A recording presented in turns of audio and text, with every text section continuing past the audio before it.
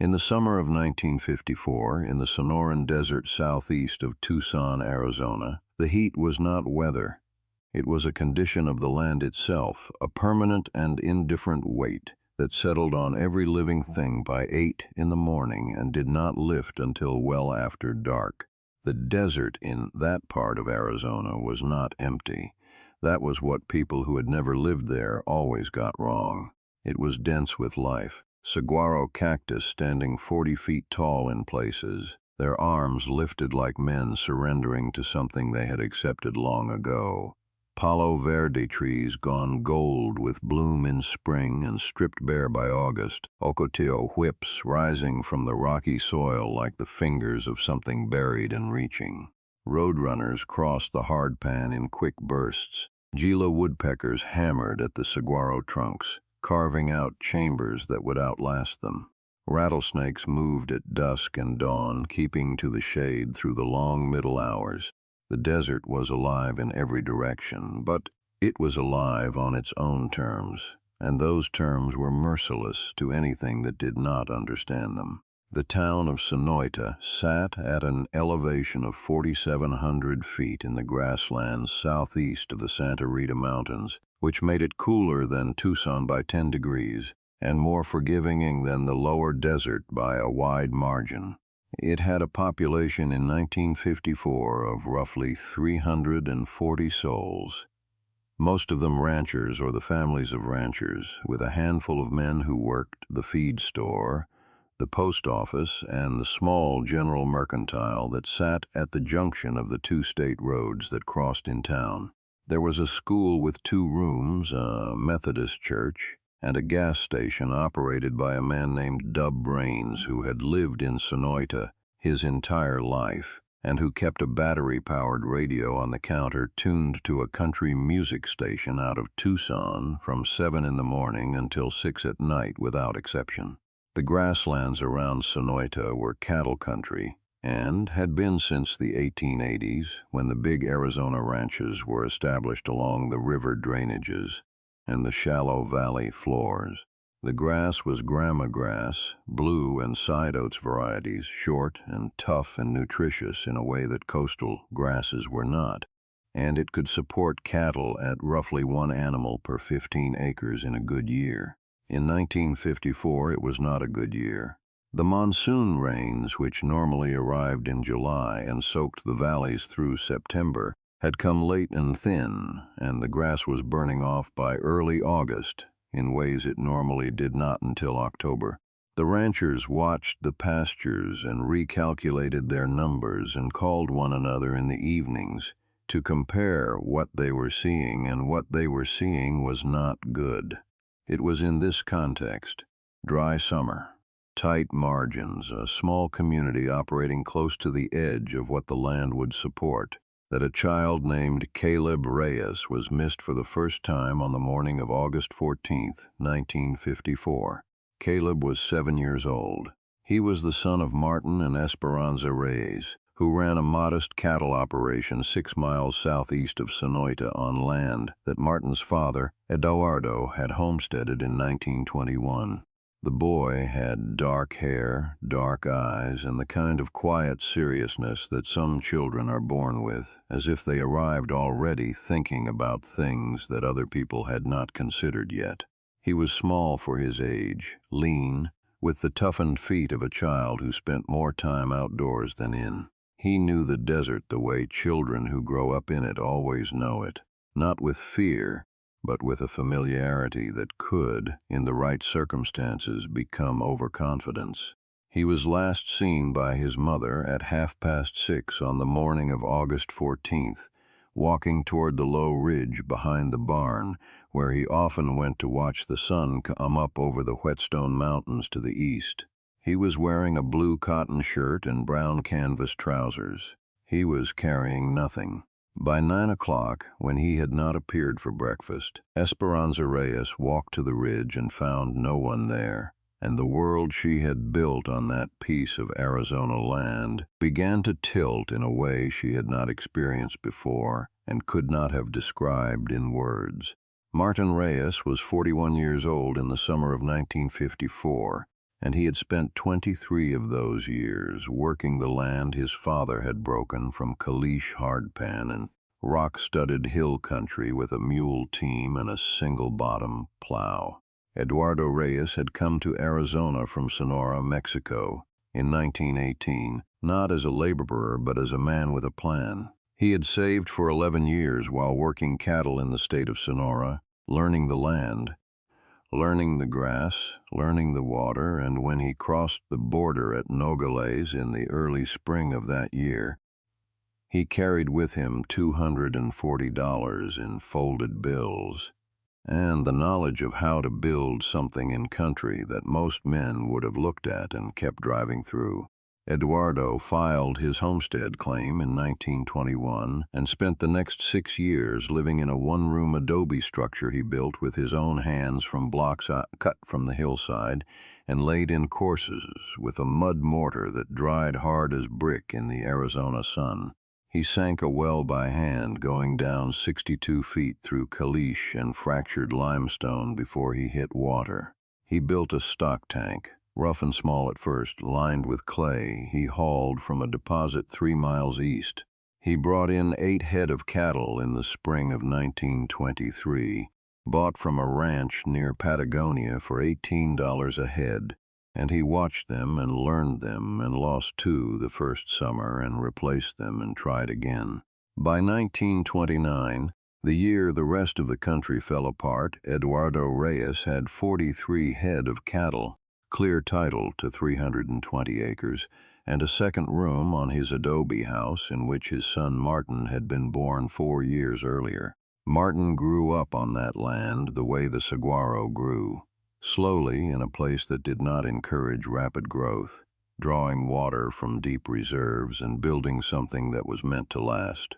He went to the Sonoita school through the 8th grade, which was as far as the school went, and then he came home and worked with his father until Eduardo died of a heart attack in the spring of 1946, at the age of 61, standing in the south pasture watching a calf that had just dropped. Martin inherited the land, the cattle, and the debt of $1,100 that remained on a farm equipment loan Eduardo had taken out in 1944 to replace the old tractor that had finally quit. He paid it off in 3 years, sold some cattle at a good price during the Korean War boom, and by 1952 had the operation running clean and clear, no debt, 68 head, and enough hay put up each fall to carry through any winter the Santa Ritas were likely to throw at him. He married Esperanza Villanueva in 1946, 2 months after his father died, which was not as fast as it sounds. They had been engaged for 2 years before Eduardo passed, and the marriage had simply been waiting for a proper moment that the land kept postponing. Esperanza was from Nogales, the Arizona side, where her family ran a hardware business.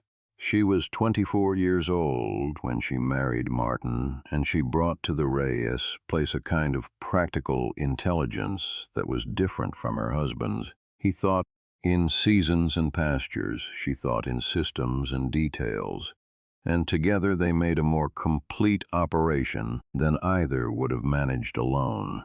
She kept the books with a ledger she ordered from a catalog and maintained with a precision that a bank examiner would have approved of. She planted a kitchen garden along the south wall of the house that produced tomatoes, squash, chiles, and onions from May through October. She learned to drive the truck in 1947 and took over the supply runs to Tucson herself, stopping at the wholesale grocer and the feed supply and the hardware, knowing exactly what was needed and what things should cost, and never paying more. Caleb was born in June of 1947, their first and, as it turned out, only child. Esperanza had suffered 2 miscarriages between 1948 and 1951.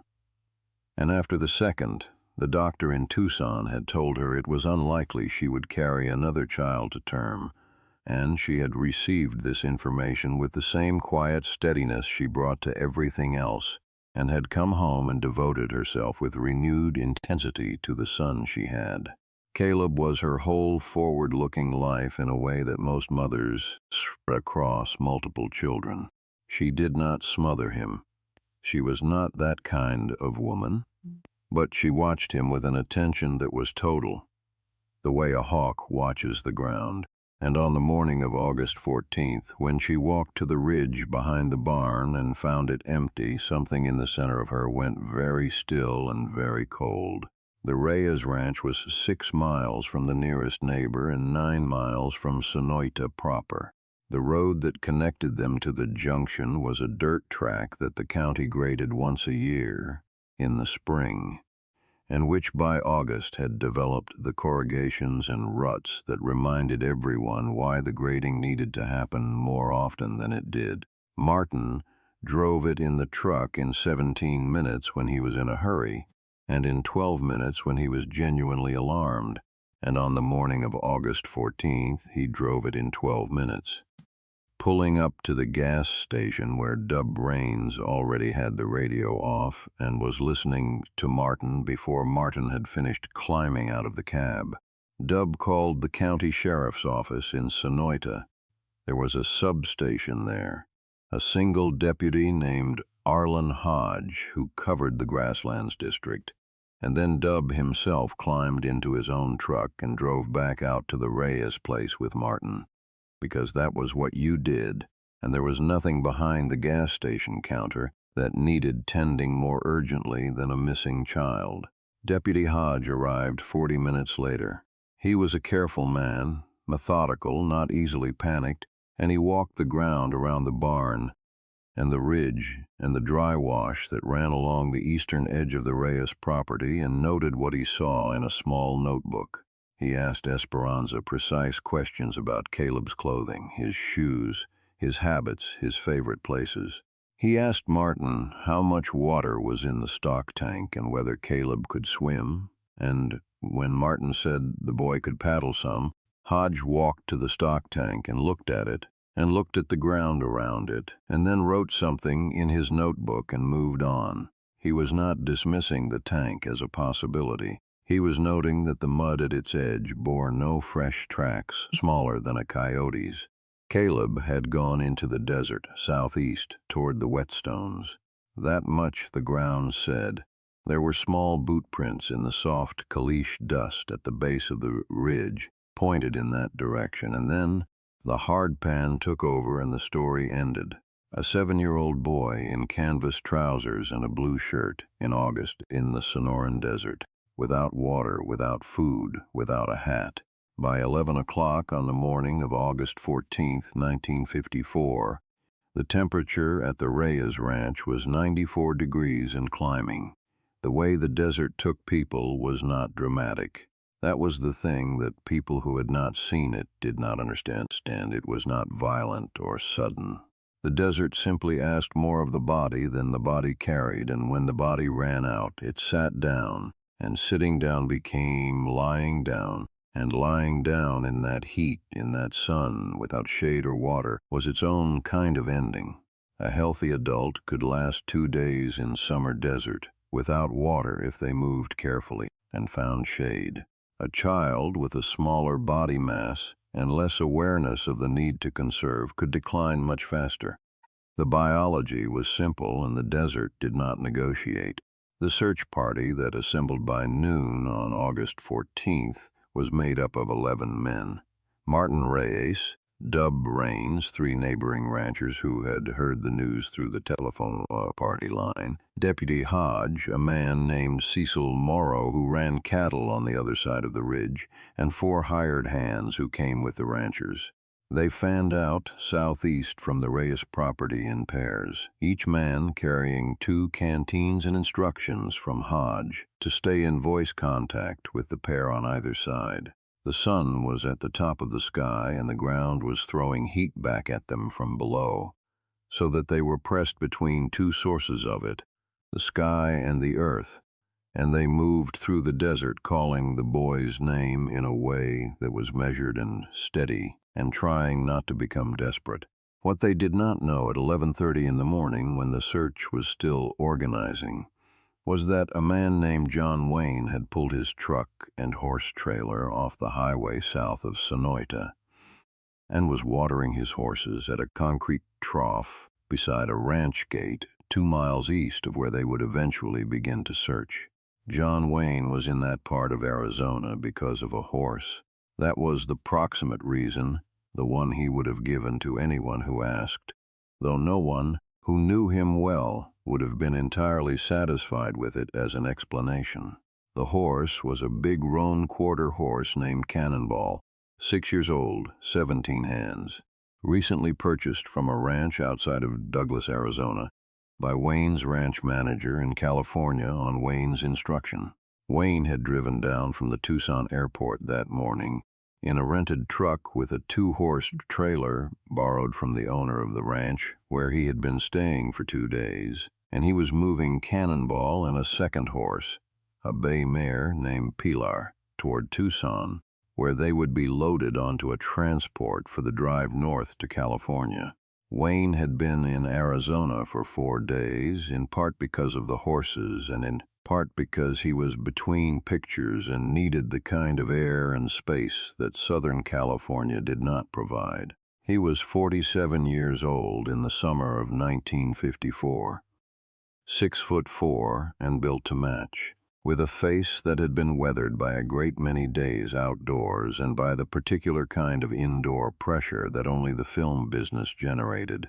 He wore what he wore when he was not in front of a camera and not required to be presentable to anyone. A tan cavalry shirt with the sleeves rolled to the elbow, a leather vest worn to softness by years of use, denim trousers tucked into working boots, and a high-crowned Stetson that had been sweat-stained at the band and would not have survived a wardrobe inspection, but which he wore anyway because it was his hat and it fit.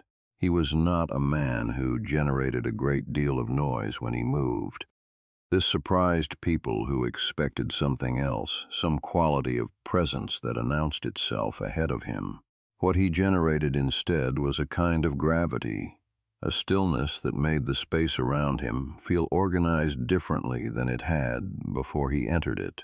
He stood at the concrete trough and watched his horses drink and squinted southeast toward the Whetstone Mountains and thought about nothing in particular, which was what he had come to Arizona to do.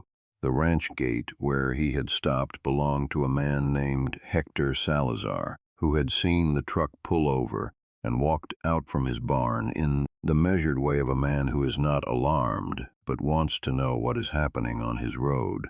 Wayne introduced himself by his given name, Marion Morrison, which was what he used when he was not working. And Salazar, who was not a man who went to the pictures often, shook his hand and told him he was welcome to the water.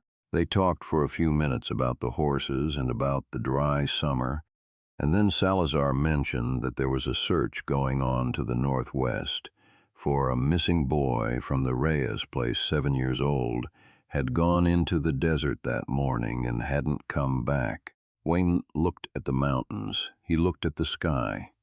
It was 11:45, and the temperature in the shade of Salazar's barn, where they were standing, was 97 degrees. He asked one question. He asked which direction the boy was thought to have gone. Salazar pointed southeast. Wayne was quiet for a moment. He looked at his truck. He looked at the trailer. He looked at the 2 horses, still drinking. He did not make a speech about it. He did not explain his reasoning or ask Salazar what he thought.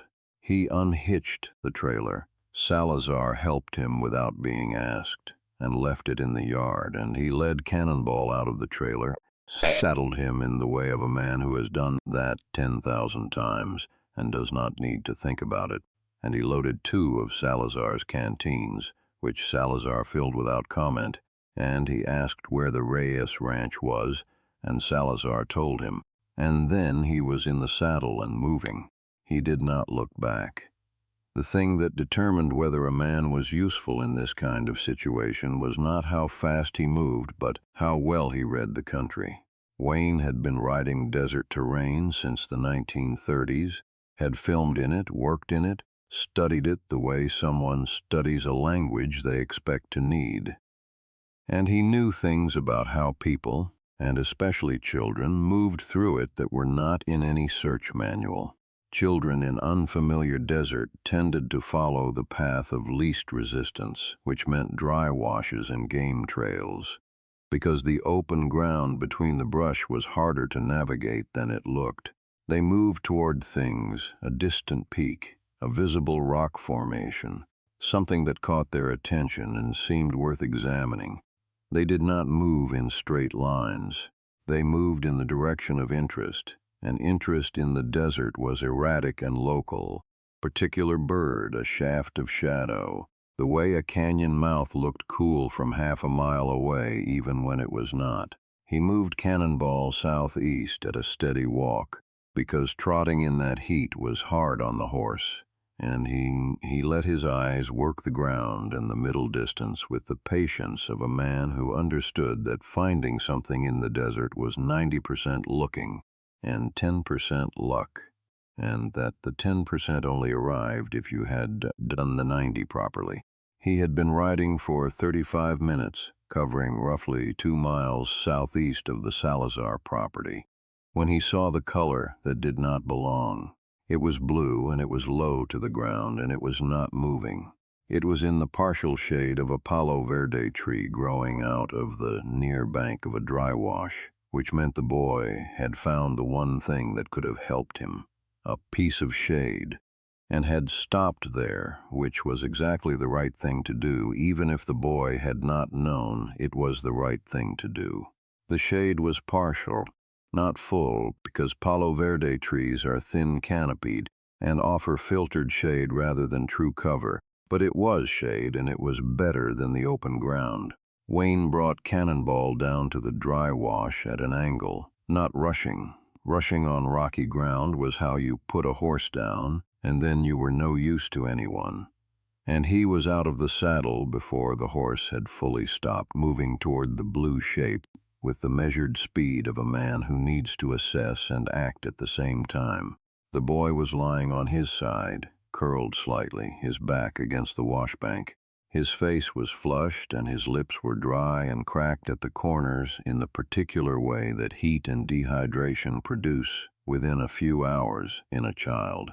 He was breathing.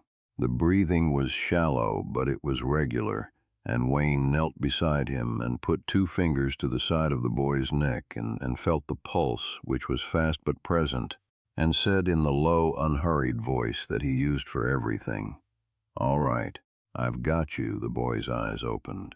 They were dark, the way Salazar had described the Reyes family, and they looked up at the large man kneeling over him with an expression that was not quite fear and not quite relief, but something in between. The expression of a child who has been frightened for a long time and has not yet decided whether the thing that has arrived is the answer to the fear or a new version of it. Wayne took one of Salazar's canteens and unscrewed the cap and tilted it to the boy's lips. "Small sips," he said. "Don't rush it." The boy drank in small sips. Wayne let him drink for 30 seconds, then pulled the canteen back and looked at the boy's face and let a minute pass before giving him more. He knew what happened when a dehydrated child drank too fast. The stomach rejected it, and you lost ground. And he held the canteen in a way that communicated that there was plenty of water and no reason to panic about it. He asked the boy his name. "Caleb," the boy said. "Caleb," Wayne said. "How long have you been sitting here?" The boy thought about it. "A long time," he said. "Can you feel your feet?" The boy looked at his feet as if noticing them for the first time. He moved them. "Yes, sir." Wayne checked the boy's feet. The soles were scraped but not damaged, which meant he had not been walking on the rocks without awareness, which meant the heat had not yet done the neurological work it could do at its worst. He ran a hand along the boy's arms and looked at his neck and the back of his ears, where sunburn was worst on children, and what he found was bad enough but not irreversible. The boy's body was telling a story of several hours of exposure that had been partially interrupted by the shade of the palo verde. The shade had bought him an hour or two, maybe more, maybe just enough. Wayne gave him more water. He looked around the wash, reading the tracks, understanding how the boy had moved through the morning. The footprints in the sandy wash floor showed a wandering path that had become progressively less decisive.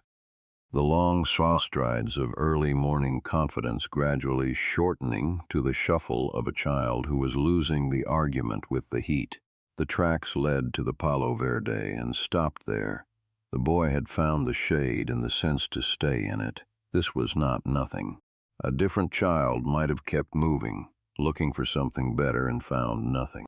Wayne had brought no food, but he had not expected to need it. What he needed he had: water, a horse strong enough to carry two, and enough country sense to know that what had to happen now was straightforward. He looked at Caleb and said, "Can you stand up?" The boy tried and made it to his feet on the second attempt. He was unsteady but functional. Wayne kept a hand at the boy's shoulder without making it obvious that he was steadying him, and he walked him the few steps to where Cannonball stood waiting in the wash, ears forward, watching the small human with the incurious patience of a well-trained horse. "His name is Cannonball," Wayne said. "He won't bother you." Caleb looked at the horse. The horse looked at Caleb. Then Caleb reached out and put his hand on the horse's nose, and Cannonball dropped his head half an inch, which was his version of a welcome. Wayne lifted the boy into the saddle with the ease of a man who has put 100 children on a horse over the course of his life, both hands at the boy's ribs. Straight up, set down gently, and then he swung up behind him and took the reins and turned Cannonball northwest toward the Reyes Ranch. He gave the boy more water. The ride back was 2 miles, and Wayne kept Cannonball to a walk. The boy leaned back against his chest after a while, not asleep but resting, and Wayne held the reins in one hand and kept the other at the boy's side so he wouldn't slide. And he did not say much. There was nothing much to say. The desert was still throwing its afternoon heat at everything in it, and the saguaros stood in their hundreds in every direction, and the sensataritas were blue and immovable to the northwest, and the whetstones were behind them to the southeast, and the sky was a hard blue that had no sympathy in it at all.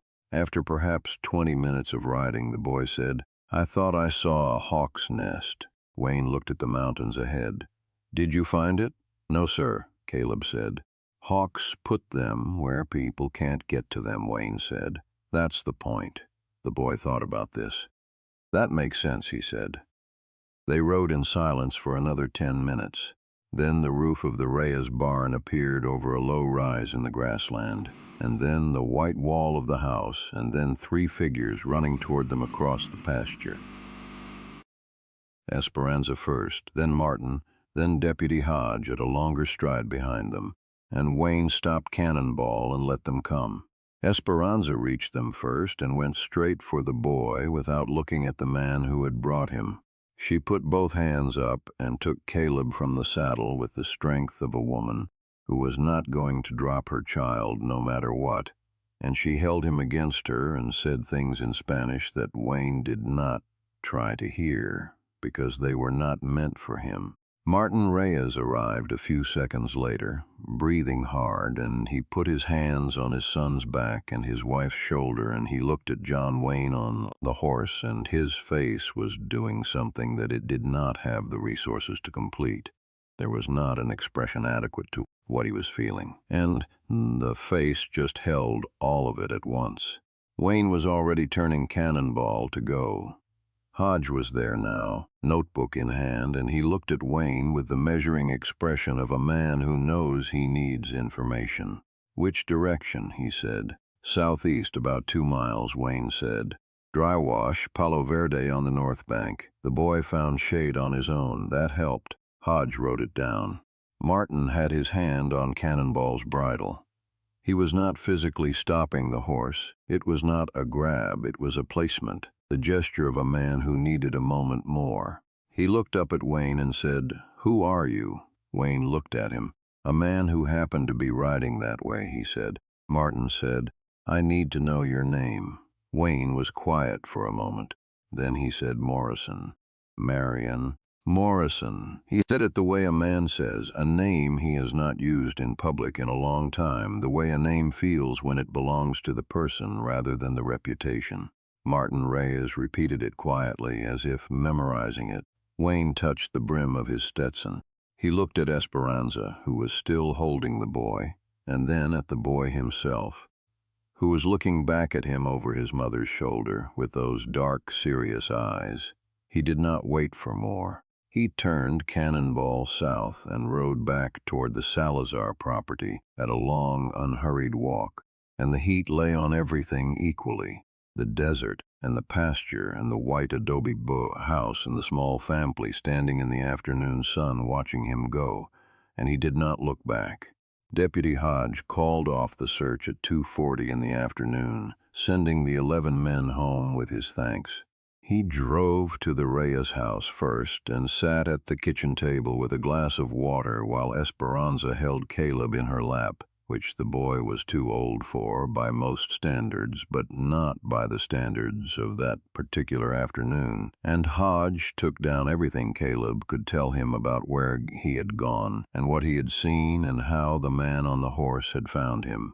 Caleb told it straight and clear because he was kind of child. He said the man was very tall and very quiet, and he had not been scared of him once he saw the horse. He said the man had given him water in careful amounts. He said the man had held him on the horse all the way back so he wouldn't fall. He said he thought he might have been asleep a little toward the end and the man's arm had been there. Hodge wrote it all down. Then he drove back to Sonoita and put his head in the door of the gas station and told Dub Raines that the boy had been found, Pa.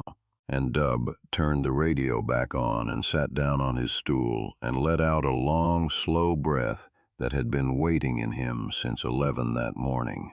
The Tucson newspaper got the Folie do Bourgogne in a brief item on page 7 under the heading "Child Found Safe in Desert Near Sonoita."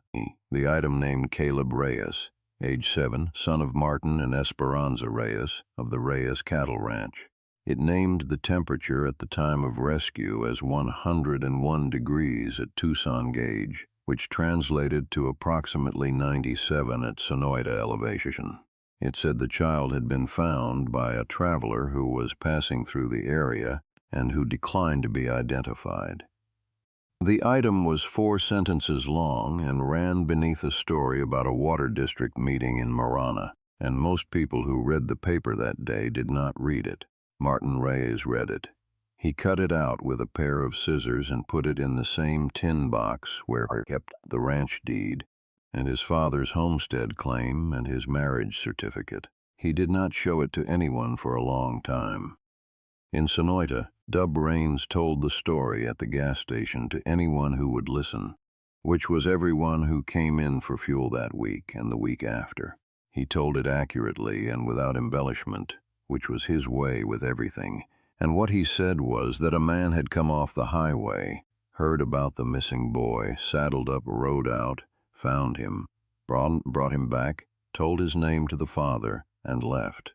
That was the whole story. Some of the men who heard it said they thought they recognized the name Morrison and wondered about it, and Dub said he didn't know about any of that. He just knew what had happened, and he turned the radio up a little and went back to whatever he was doing. Hector Salazar got his canteens back 3 days later. Wayne had left them hanging on the gate, post clean and filled. There was nothing else with them. Salazar hung them back in his tack room and told his wife what had happened, and she said she thought that was right, and they said no more about it. The doctor in Tucson, a pediatrician named Rosario Mendez, who had treated ranch children from the grasslands districts for 15 years, examined Caleb Reyes on the morning of August 15th. She found mild to moderate dehydration, a light sunburn on the back of the neck and the forearms, and a small abrasion on his right knee from where he had fallen once in the rocky wash.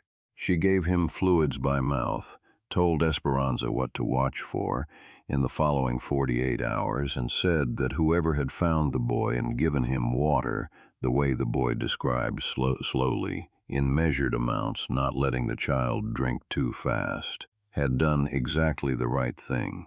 She said the shade had helped and the water had helped, and another 2 hours in the heat without either would have meant something much worse. Esperanza thanked her and drove Caleb home and put him in his bed and sat beside it for 3 hours, reading to him from a book of stories, while the desert afternoon turned toward evening and the temperature dropped to something a person could breathe comfortably, and the boy slept. Martin did not sleep that night. He sat on the porch in the dark after Esperanza was in bed, and he looked at the Whetstone Mountains, invisible in the darkness but present the way the mountains always were. And he thought about what the land had almost done and what one man on horseback had prevented, and he thought about the name the man had given, Marion Morrison. And he thought about why that name was familiar, and it was almost 2 in the morning before it came to him fully. And when it did, he sat with it for a long time, and the stars over the Sonoran Desert were immense and indifferent and very beautiful. And the night was cool the way desert nights always were, the heat stored in the rocks giving itself back to the sky, and everything was very quiet. By the spring of 1955, 9 months after the afternoon of August 14th, Caleb Reyes was 8 years old and in the 2nd grade at the Sonoita school. The Reyes ranch had come through the dry summer without permanent damage. The cattle count had dropped from 68 head to 50 wafty. After Martin sold off some of the older animals rather than carry them through a thin grass year, but the monsoon had finally arrived in late August, and September had been generous, and the grama grass had recovered, and the pastures were holding by October. The stock tank held 11 feet of water going into winter, which was more than it had held the previous year. Martin kept the herd at 51 through the winter and let the pastures rest. By April of 1955, the grass was stronger than it had been in 3 years, and he began building back, buying 8 head in the spring from a ranch near Elgin that was scaling down. The operation was not large, and it had never pretended to be. It was the size a man and a woman working without hired help could manage well, and managing well was the Reyes principle. Esperanza's garden that year was the most productive it had been since she planted it. She put up 42 quarts of tomatoes in glass jars that she stored in the cellar Martin had dug into the hillside behind the house, along with 31 quarts of salsa verde from the Anaheim chiles and the tomatillos she grew along the east wall. She sold a portion of it at the Sonoita Mercantile on a consignment arrangement with the owner, a man named Pete Garvey, who moved the jars to the summer ranching families who came through and the few tourists who stopped at the junction. The produce income covered the cost of school supplies and clothing for Caleb and put $12 into the tin box in the kitchen drawer, and she noted, both in the ledger, in her precise handwriting. Caleb, in the fall of 1955, entered the 2nd grade under a teacher named Mrs. Florence Archer, who had been teaching at the Sonoita school for 11 years, and who recognized something in the boy that she had seen only a few times: a quality of attention, a willingness to sit with difficult ideas and not rush them. She encouraged it. She gave him books beyond the standard curriculum, not fancy books, just the ones she had in her own collection: a natural history of the American Southwest, a survey of Arizona geography, a field guide to desert birds that had belonged to her late husband. Caleb read them the way he did everything, thoroughly and without hurry. He became, in the years that followed, the kind of student who made Mrs. Archer feel the weight of what teaching was actually for. He asked questions that required genuine answers. He drew maps of the desert in his notebook, not from textbooks, but from memory and observation, marking the dry washes and the game trails and the Palo Verde groves with all 7-year-old directional confidence that improved with every year he spent in the country around Sonoita. By the time he was 10, he could identify 61 species of desert birds by sight and 14 more by call alone. He could name the 4 grasses that grew on the family ranch and describe the soil conditions that favored each. He knew where the water was and where it wasn't, and he knew this the way he knew everything about the desert. From having paid attention to it over time, not from a book alone, but from the book and the land together. The incident of August 14, 1954, was not discussed frequently in the Reyes household. Martin and Esperanza were not people who revisited things they could not change. They had received a mercy from the desert, or more accurately, through the desert, from a man who had happened to be in it at that time, and they acknowledged it privately and thoroughly, and then went about the business of living in a way that honored what had been preserved. But the story was told to Caleb. Not immediately. He had been there. He did not need to be told the event itself. But the fuller meaning of it was given to him in stages, the way you give a child a complex truth. When he was 9, Martin told him the name of the man who had found him and what the name meant. When he was 11, Esperanza showed him the newspaper clipping in the tin box, and he read it carefully and asked 2 questions. Why had the man not wanted to be identified? And how had he known which direction to ride? Martin thought about both questions.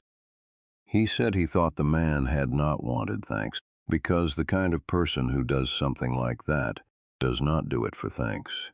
He said he thought the man knew which direction to ride because he was someone who paid attention to the country, the way Eduardo had paid attention to the country when he came north from Sonora, and that paying attention to the country was a skill that kept people alive in it and, sometimes, kept other people alive in it as well. Caleb held both answers and said nothing for a while. Then he asked to see the desert bird book that Mrs. Archer had given him, which he had left on the kitchen table, and he went out to the porch to read it in the afternoon light. And Martin watched him go and felt the particular weight that parents feel when they understand that their child is going to be all right. Not just today, but in the long measure, in the years ahead, in the life that is still mostly future, and already showing its character. Dub Raines, at the gas station in Sonoita, told the story for years. He was not a man who exaggerated, and the story did not need exaggeration. And the version he told in 1955 was the same version he told in 1960, and the same version he told in 1967, which was the last year he ran the station before selling it to his nephew and retiring to a house on the edge of town where he could still see the Santa Ritas from the front porch. The story was this: a man heard about a missing boy, got on a horse, found him, brought him back, gave his name to the father, and left. Dub always ended it the same way. He would say, the father asked who he was, and the man told him his name, like it was nothing special, and then he rode off south. That was it. And whoever was listening would usually be quiet for a moment, because it was the kind of story that made people quiet. Pete Garvey at the Mercantile heard the story from Dub and told it to the summer families who came through, and several of them asked questions about the man, and Pete said he didn't have more than what Dub had told him, which was all there was. He said that was enough, and most people agreed. The Reyes Ranch in the summer of 1957 ran 62 head of cattle on 320 acres, and Martin was putting up hay from a small meadow he had irrigated with water from the well on a slow drip system he and Esperanza had designed together over the winter using a hand-drawn diagram on the back of a feed bill. The system was not elegant, but it worked, and the meadow produced enough hay to carry 20 head through a dry winter without buying feed. The operating cost of the ranch that year was lower than any year since 1948, and the net return, while not large, was the most stable it had been in Martin's memory. Caleb in 1957 was 10 years old and already spending his weekends on horseback, learning the back country around the whetstones the way his grandfather, Eduardo, had learned the country in Sonora, systematically with attention, making notes in a school composition book that he kept in the barn. He was not afraid of the desert. He had not been afraid of it since he was 7, when he had learned something about it from the inside that most people only learned from a safe distance. He knew what it asked and what it gave and how to be in it without fighting it, which was the beginning of knowing how to be anywhere. By 1961, Caleb Reyes was 14, and the composition books in the barn had grown to a shelf of them, filled with observations about grass conditions, water table readings from the well, bird population notes, and weather records going back to 1957. Mrs. Florence Archer, by then retired from the Sonoita School, came out to the ranch that fall and spent an afternoon looking through the composition books. And she told Esperanza afterward that the boy had the makings of something serious. She did not know the exact word for it, she said. Maybe a scientist, maybe a naturalist, maybe just a man who understood what he was looking at, but it was something the world had use for. She left with him on that visit the last book her husband had owned, a thick and serious volume on the ecology of the Sonoran Desert, written by a University of Arizona professor, which Caleb read across the following winter and annotated in pencil with observations from his own notebooks, checking the professor's generalizations against the specific evidence of the Reyes Ranch and the surrounding country, noting where the professor was right and twice where the professor appeared to have missed something that the Reyes pastures demonstrated clearly. He did not think this was remarkable. He thought it was what you did with a book. By the summer of 1962, 8 years after the afternoon in the dry wash, the Reyes were a semi-going concern in the fullest sense. Not large, not famous, not anything that anyone would write a business story about, but sound in every way that mattered. Martin was 49 and Esperanza was 40, and the land that Eduardo Reyes had homesteaded from hardpan and rock in 1921 had now been in the family for 41 years across 2 generations, and would in all likelihood pass to a third. The tin box on the kitchen shelf held the original homestead claim, the ranch deed, the marriage certificate, the newspaper clipping from August 1954, and one other document that Martin had added in 1959. A letter he had written to a film studio in Hollywood, care of the man whose professional name appeared in the newspapers and the movie posters. A letter addressed to Marion Morrison and sent with the uncertain confidence of a man who was not sure it would arrive. The letter thanked him. It did not ask for anything, did not claim anything, did not say more than it needed to say. It said that a man named Martin Reyes and his family were still on their land, and that his son Caleb was well, and that they thought about what had happened, and that they were grateful. It said the boy was growing up right.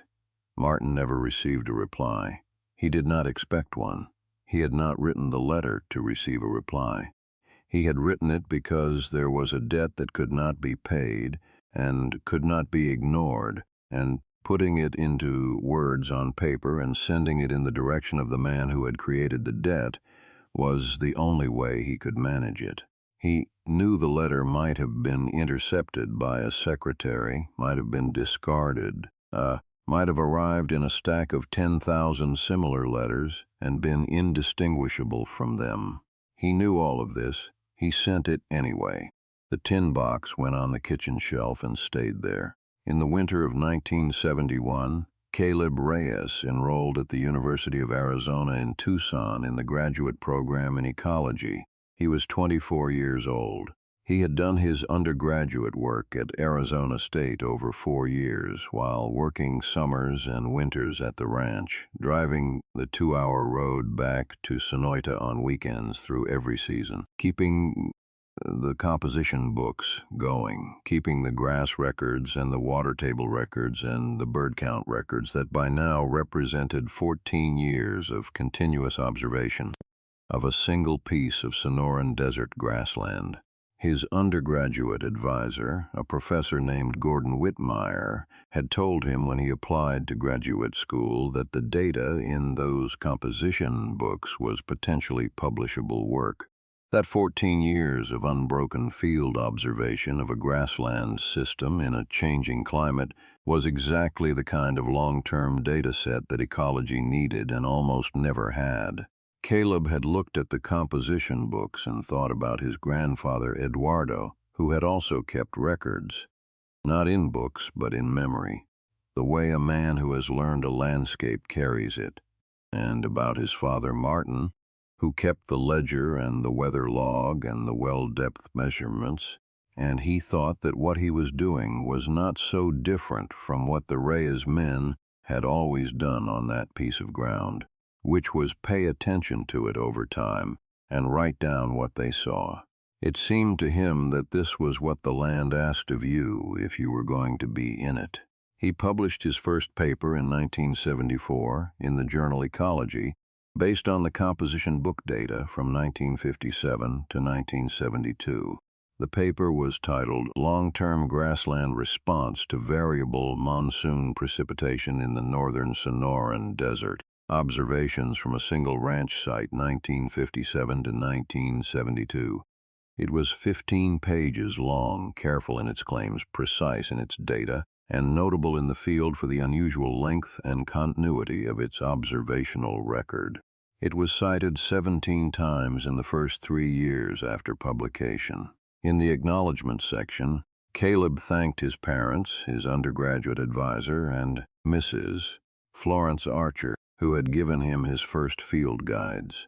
He thanked the land itself in a sentence that Gordon Whitmire had tried to edit out on the grounds that it was not standard scientific language, and which Caleb had put back in on the grounds that it was true.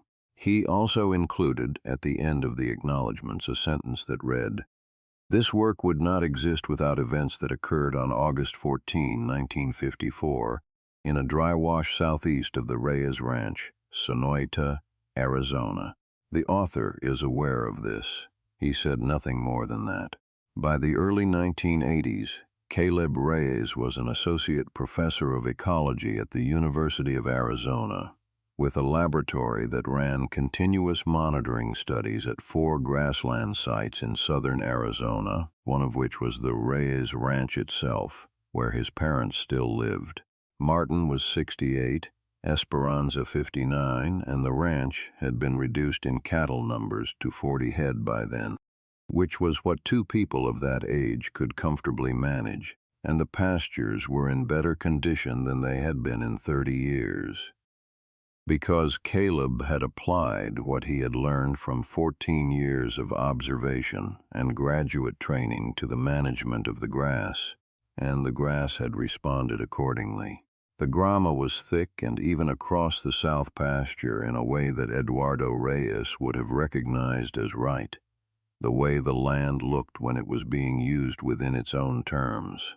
The tin box was still on the kitchen shelf. Esperanza had moved it once to a higher shelf when she repainted the kitchen in 1969, and then back to its original place when she decided she liked it where it was.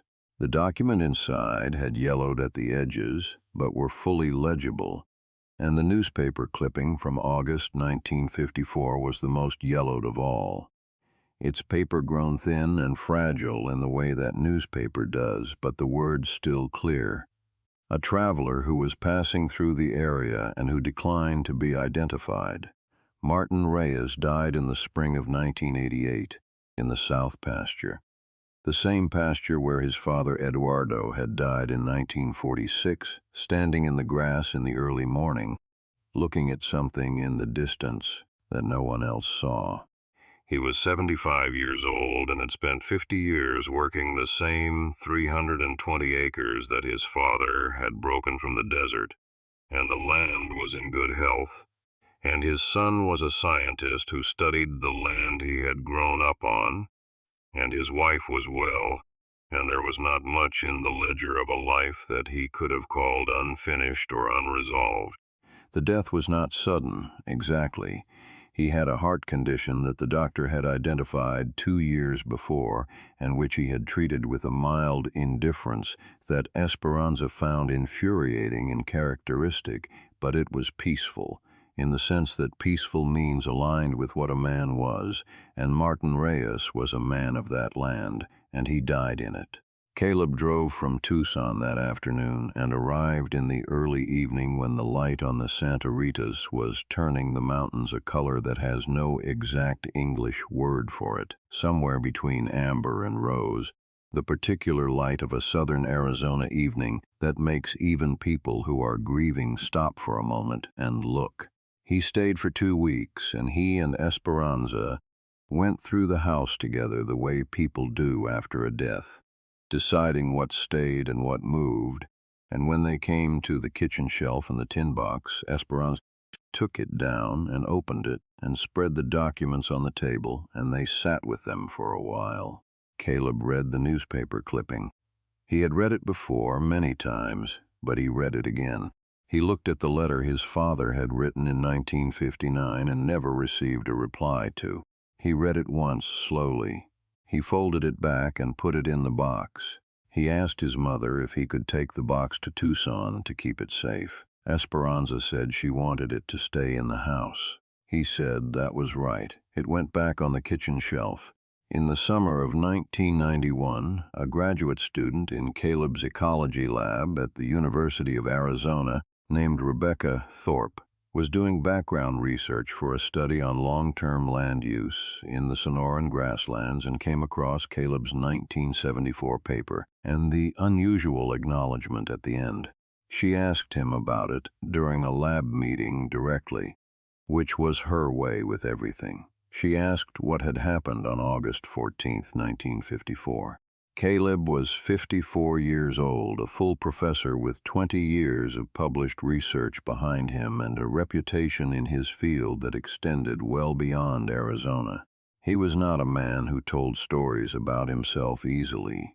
He thought about the question for a moment, then he told her.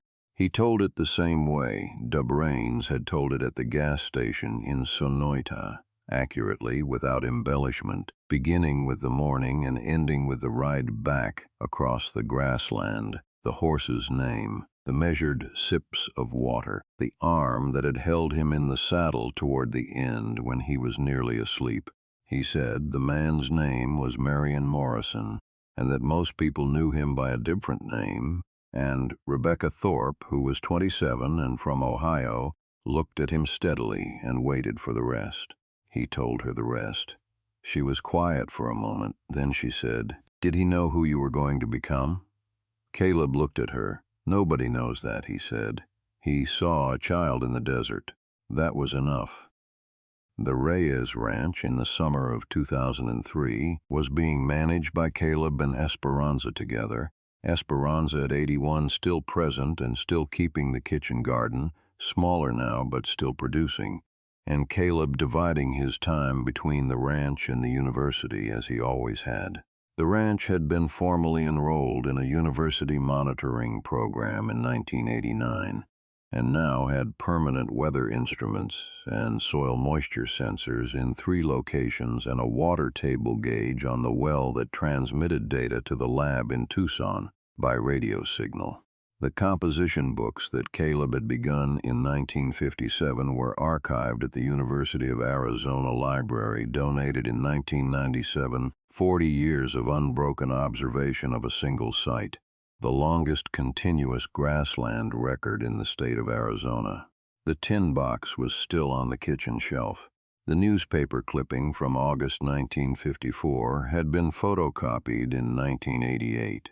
When Caleb was afraid the original was becoming too fragile to handle, and the photocopy was in the archive at the university along with the composition books, the original was still in the box.